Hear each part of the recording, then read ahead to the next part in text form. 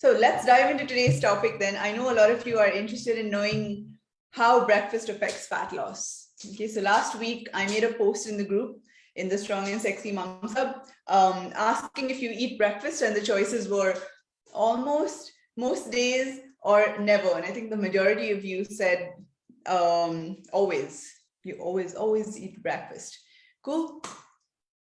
Okay, so everybody is different. Okay, some people like to eat this big breakfast when they wake up. Some people just, they just can't eat anything, and it's very individual. But what we're going to cover here today, especially, is about how breakfast affects fat loss. So, a little story. Back when I was still learning how to be a mother, I took my little girl G to a fair.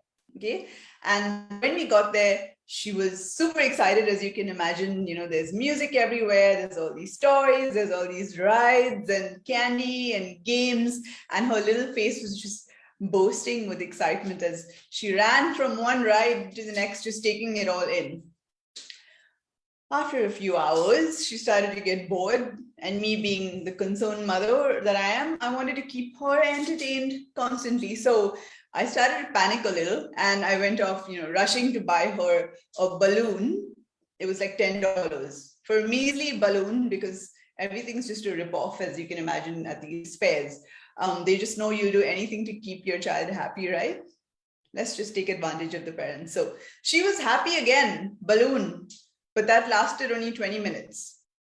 So then the concerned mother has rushed off again, and I've taken her to the ice cream stall, and I got her an ice cream, and her little face was happy again for about 30 minutes. Okay. And then she got cranky again. And I'm looking at her like, Lord, child, what do I have to do to keep you happy?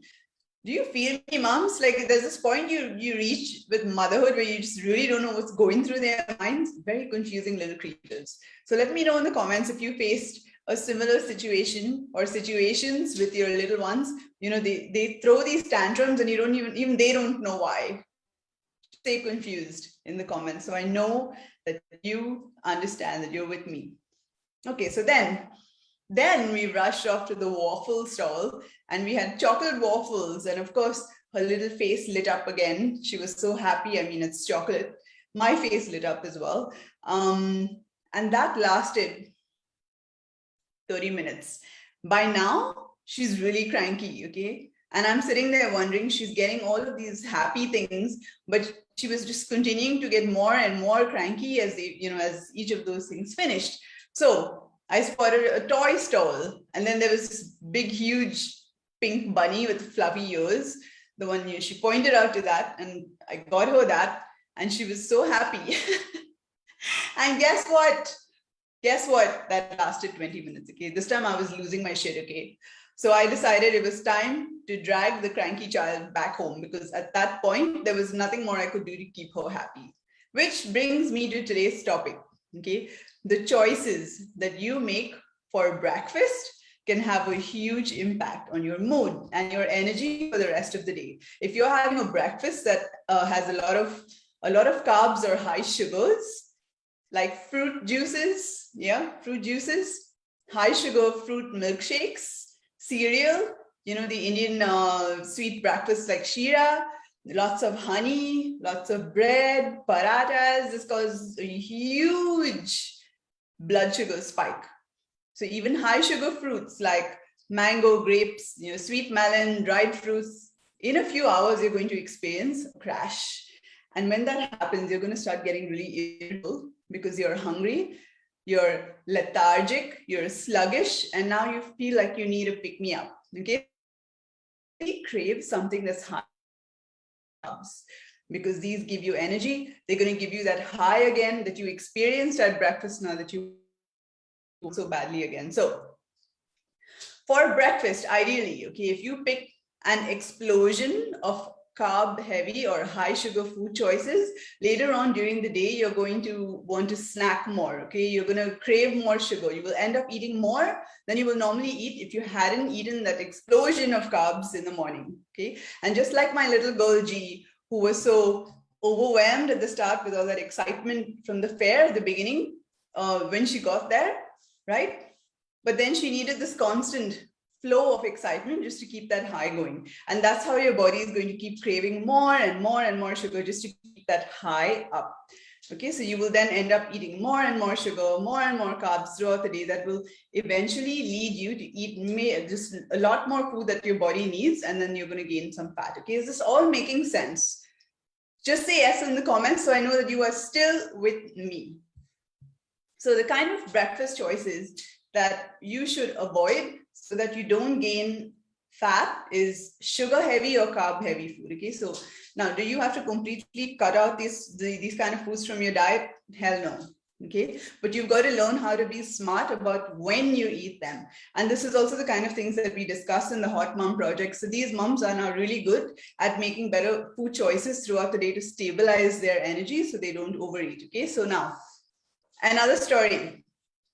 I like wearing shorts in the summer to the gym, but I struggled to find shorts that were functional, but at the same time would not ride up my butt. Okay, so all the shorts that I had, they looked very cute, very nice colors and all of that, but I had to keep yanking and pulling them down every 2 seconds. Okay, so do you face the same problem with shorts? Let me know in the comments. Just say shorts so I know I'm not the only one who struggles with this.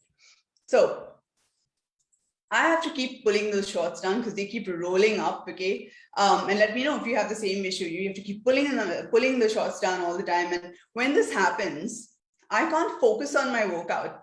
I can't focus on my form because I'm concerned about my shorts riding up too high and everyone in the gym getting a view of my butt, okay? So it's basically, it just ruins my workout, which is sad because they look really nice, but they were not functional. So I went looking for shorts that I could wear in the summer that were functional and wouldn't ride up.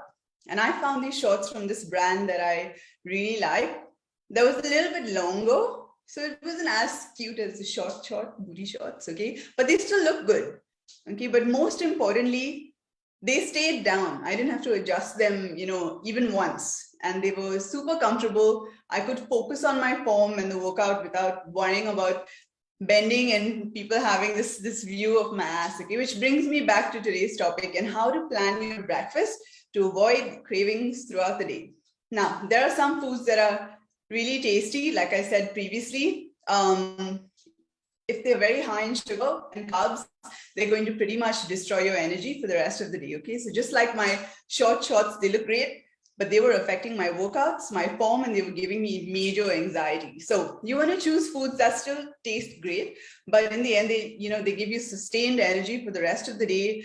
They keep you full. They don't spike your blood sugar. And the best foods that I have found are foods that are high fiber and low GI, okay? So these are, take note, I hope you're taking note, okay? Oats, apples, berries, nuts, and beans. Also, any kind of wholemeal flours or breads, okay? You want to especially avoid fruit juices. They might be healthy, but they are concentrated sugar. They're literally like packed with sugar, okay? So you're better off eating the whole fruit rather than juicing. Now, here's a little gold nugget if you've stayed with me all up until now. This is something that I use with my clients, okay? The one thing that has worked really well is moving all the high sugar and high carb foods closer to the end of the day or around your workouts. So in the morning, you want to choose like low sugar carbs that will keep you full, that are not going to elevate your blood sugar too much and give you this sustained energy throughout the day. So you don't get these energy crashes and then you don't have these cravings or you feel the need to snack. Okay, and around your workouts and around dinner time, you can enjoy the heavier carbs. Okay, ladies, if you have any questions, drop it in the comments and I will get back to you. That's all we have for today. I really hope you enjoyed the session. If you're watching this on YouTube, I run these free weekly live sessions in my private Strong and Sexy Moms Club for moms who want to lose tummy fat and build some lean muscle. So if you're not in here, the link is in the description. Come on over. Let's get strong, sexy, and confident. All right, ladies, I will see you next week. Enjoy the weekend.